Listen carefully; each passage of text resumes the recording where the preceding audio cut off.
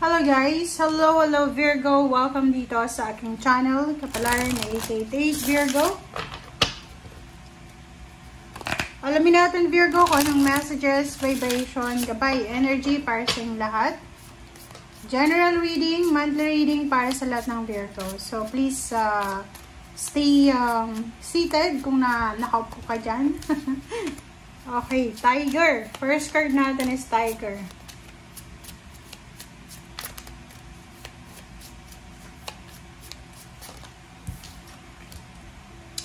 Okay, Phoenix. Phoenix rising from the ashes. Divine timing. Okay. Okay, so yung first card mo dito is Tiger. Divine timing. Sinasabi ng bara sa'yo dito, Virgo, na good things come to those who wait. So, kung ikaw ay masyadong nagmamadali, iwasan mo yun. Ngayong October, sinasabi ng barahan na parang ito ay message talaga sa'yo, lalo na kung nagmamadali ka. Divine timing, antayin natin kung kailan yung right timing para sa atin. Kasi darating at darating yung talagang para sa atin. Okay? Pangalawa, Phoenix empowerment to, fire activation. So, sinasabi ng bara sa'yo dito na may mga Virgo na posibleng kayo ay simula ngayong October, possible kayong makabangon. And makakabangon kayo sa kung ano man na pinagdadaanan nyo. It's either financial problems, emotional problems, spiritual. Ano ba yung problema mo na, or parang nakikita natin dito na may mga Virgo na medyo hindi kayo motivated or hindi kayo excited or hindi kayo masyadong energetic sa kung ano man na excited, parang ganon, sa kung ano man na plano nyo sa buhay. Yung parang na boring ka, parang nawalan ka ng interest. Dito sa barahang to, sinasabi sa'yo na yung mga taong marunong maghintay daw ay yun yung mga taong pinagpapala. And kung tayo ay manatiling courageous, kung tayo ay manatiling assertive, makukuha at makukuha natin kung ano yung para sa atin. Okay? Kumbaga, lakasan ng loob. Which is, alam mo yung mga Virgo, minsan mga mahihina yung loob nyo, diba? Konti lang na stress, medyo nag-overthink na kayo. So, sinasabi ng Baraser dito na this month of October, if ever lang na makaramdam ka ng boredom or mga less interest sa buhay or sa trabaho o negosyo, you need to be strong. You need to fight for your dreams. Parang ganun. Okay. First card natin is ambitions. Page of Cups. Page of Coins. So, this is money. This is finances. This is relationship. Wow. And sa ilalim mo dito, Four of Coins and the Fool and Four of Cups. Okay. So, tingnan mo. Tingnan mo, Virgo. May mga ambition ka sa buhay. Like, marami kang mga pangarap para sa iyong pamilya. Like, pangarap mo kung may asawa ka na, pangarap mong magkaroon ng bahay, lupa, negosyo, sasakyan. Gusto mo yung parang lalo na kung nasa long distance relationship kayo, yung nasa ibang bansa ka or nasa ibang bansa yung karelasyon mo. Sinasabi ng barahan na marami kang ambisyon, marami kang pangarap. And this month of October, may good news dito na paparating sa'yo, lalo na sa usaping pera.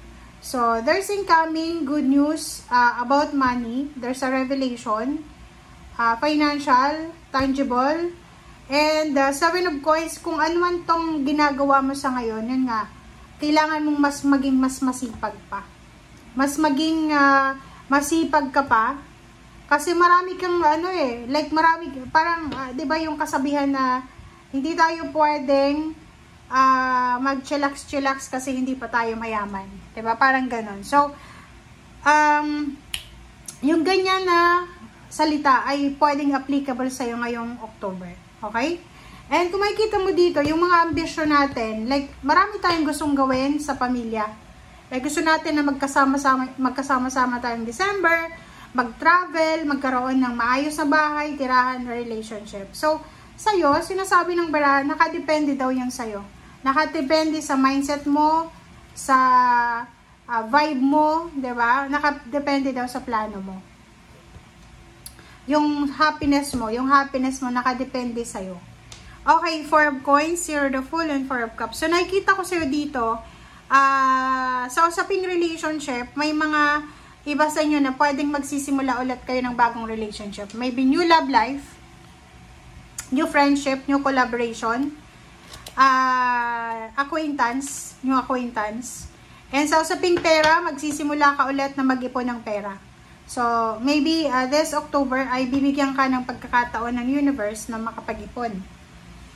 Kumbaga, this October, simula ngayong October 1 until December, siguro yung October, November, December, parang ang purpose mo is mag-ipon. Mag-iipon ka.